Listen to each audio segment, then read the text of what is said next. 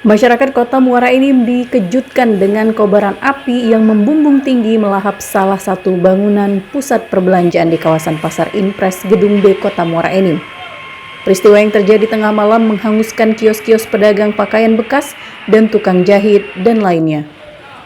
Pada peristiwa yang terjadi tengah malam ini beruntung tidak ada korban jiwa. Pasalnya kios-kios yang berjumlah 50 berada di lantai 2 Pasar Impres Gedung B ini sudah tutup. Peristiwa sendiri diketahui oleh warga dan penjaga malam yang berada di sekitar lokasi pasar. Api berkobar sangat hebat. Selain lokasi memang tempat berjualan pakaian yang sangat mudah terbakar. Bangunan-bangunan kios juga terbuat dari kayu. Angin yang cukup kencang juga mempercepat api membesar. Beruntungnya peristiwa cepat diketahui dan petugas pemadam cepat ke lokasi. Nur Hadia, salah seorang pedagang, mengaku kaget begitu mendapat kabar pasar terbakar. Mendapat informasi itu dirinya langsung ke lokasi, ternyata api sudah membesar. Ibu Nur mengaku sudah lama berjualan BJ atau pakaian layak pakai lebih dari 20 tahun. Dari anaknya masih kecil saat ini, anaknya sudah kuliah dan berkeluarga. Akibat kebakaran ini, para pedagang mengalami kerugian hingga ratusan juta rupiah. Untuk penyebabnya tidak diketahui. Aku dapat informasi dari ponakan aku. Ponaan Bu ya? Ya, dia kabar yang jam 1 malam.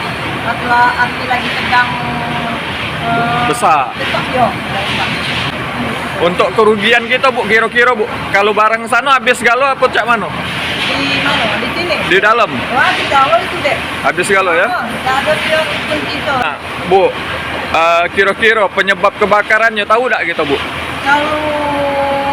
Kalau logika aku suasana dalam tidur aku belum bisa menentukan. Mungkin bisa konsleting listrik bisa Bu ya? Ya. Oke. Bisa aku menentukan masalah apa aku belum tahu. Dihubungi via telepon seluler, Adi Sutrisno selaku Kabid Pemadaman Damkar Muara Enim membenarkan setelah mendapat laporan langsung menerjunkan personel dan mobil pemadam dibantu kendaraan dari PTBA. Langsung melakukan pemadaman dan pendinginan api berhasil dikuasai selama 4 jam. Untuk kronologis, kejadian diduga berasal dari korsleting listrik dari salah satu kios dan menyambar ke bagian lainnya yang merupakan tempat jualan pakaian bekas. Dari Muara Enim, Sumatera Selatan, Edwin Syah Satria, iNews melaporkan.